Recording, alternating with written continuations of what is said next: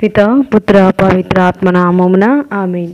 ప్రియ స్నేహితులారా, మీ అందరికీ దేవుని యొక్క ఆశీస్సులను తెలియజేస్తూ నూతన సంవత్సరంలో కొత్త ఆలోచనలతో కొత్త భావాలతో మీ ముందుకు రావటానికి ఇష్టపడుతూ ఉన్నాను. జనవరి 1వ తారీఖు బుధవారం. ఈనాడు తల్లి శ్రీ సభ మరియమాత మాతృత్వ మహోత్సవాన్ని ఘనంగా జరుపుకుంటున్న ఈ శుభవేళలో ఈనాటి దివ్య బలి పూజ పట్టణాలు భక్తితో చదువుకుని ధ్యానించుదాం. సంఖ్యాకాండం 6వ అధ్యాయం 22వ వచనం నుండి 27వ వచనం వరకు. రెండవ పట్టణము గలతీలకు రాయబడిన లేఖ 4వ అధ్యాయము 4వ వచనం నుండి 7వ వచనం వరకు. లూకా సువార్త 2వ అధ్యాయం 16వ వచనం నుండి 21వ వచనం వరకు. సువార్త పట్టణాన్ని భక్తి శ్రద్ధలతో చదువుదాం.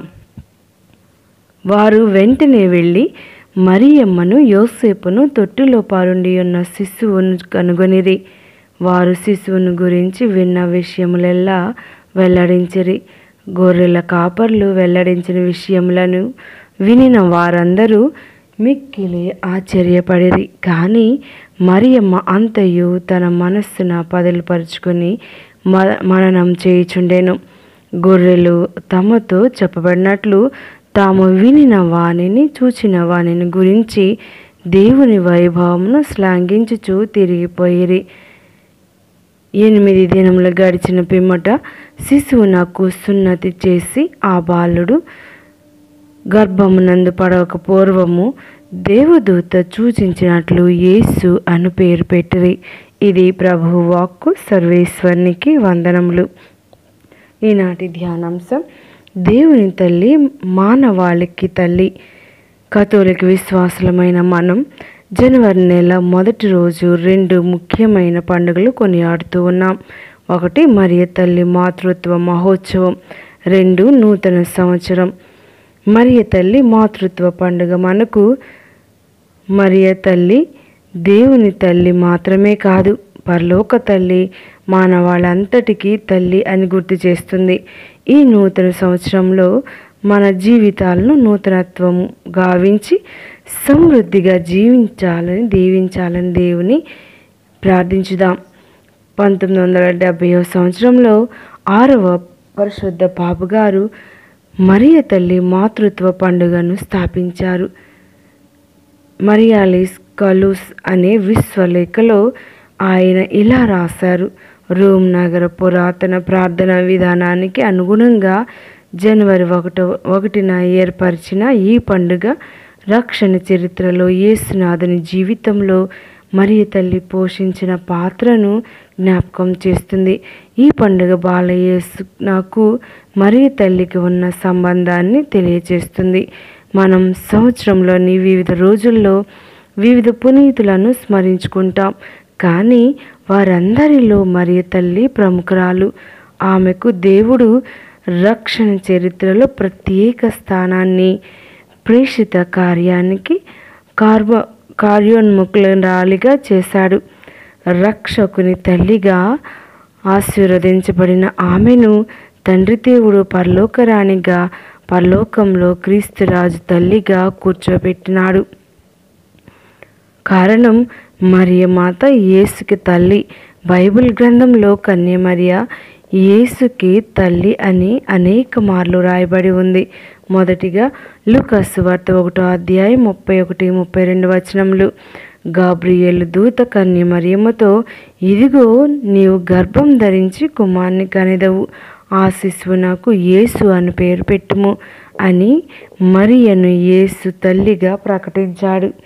రెండవదిగా లూకా సువార్త 1వ అధ్యాయం 41వ వచనం. ఎలిజబెత్ అమ్మ కన్య మరియమ్మను ప్రభు తల్లిగా సంబోధించడం. మూడవదిగా యోహాను సువార్త 1వ అధ్యాయం 14వ వచనం. వాక్కు యేసు సంపూర్ణ దేవుడని మరియు సంపూర్ణ మనిషిగా మనకు తెలియజేస్తుంది. చివరిగా గలతీలకు రాయబడిన లేఖ 4వ అధ్యాయం 4వ వచనం. కాలం పరిపక్వమైనప్పుడు దేవుడు తన కుమారుని పంపాడు, ఆయన ఒక స్త్రీ నుండి పుట్టెను. పునీత పౌలు గారు ప్రకటించారు. క్రీస్తు దేవునికి మానవ జాతికి మధ్యవర్తి. మరియ మాత క్రీస్తుకు మనకు మధ్యవర్తి. ఆమెను ఆయన దైవత్వానికి మానవత్వానికి మధ్య వారధిగా చేశాడు. ఈ నూతన సంవత్సరంలో క్రీస్తునందు విశ్వాసం కలిగి దేవునికి మాతృమూర్తి అయిన మరియ తల్లి అడుగుజాడల్లో నడిచి దేవుని ఆశీస్సులు అపారంగా పొందుకుందాం. దయగల దేవుడు తల్లి యొక్క మధ్యస్థ ప్రార్థన ద్వారా మనకు అనేక వరాలను కురిపించమని వేడుకుందాం. మరి బాలయేసుని ఏ విధంగా తన గర్భంలో మోసి కన్ని పెంచిందో ఆ తల్లికి తెలుసు కుమారుని యొక్క అవసరాలు. ఆ తల్లికి తెలుసు కుమారుని ఏ విధంగా చూసుకోవాలో. ఆ తల్లికి తెలుసు కుమారుడు ఈ లోకానికి ఎందుకు వచ్చాడు.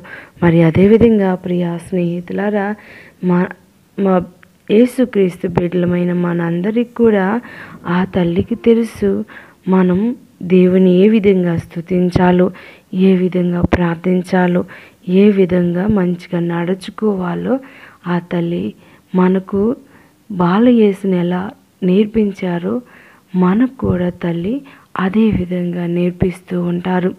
ఎవరైతే ఆ తల్లి శరణు కోరి ప్రార్థిస్తారో ఆమె మన చెయ్యి పట్టుకొని ఏ విధంగా దేవుణ్ణి నడిపించిందో, మానవ రూపంలో ఉన్నటువంటి దేవుణ్ణి చెయ్యి పట్టుకుని చిన్నారి బాలయేసుని నడిపించిందో అదేవిధంగా ఈ లోకంలో పరలోక యాత్రికులమైన మన చేతులను పట్టుకుని నడిపించమని అనుదినం జపమాలను చేపిస్తూ ఆ తల్లిని గౌరవిస్తూ మన జీవితాలు ప్రభువుకు అంకితం చేయమని ఈ ప్రార్థన మనాథుడైన యేసుక్రీస్తు ద్వారా అడిగి వేడుకొంచున్నాం తండ్రి. ఆమేన్. పితా పుత్ర పవిత్రాత్మ నామమున.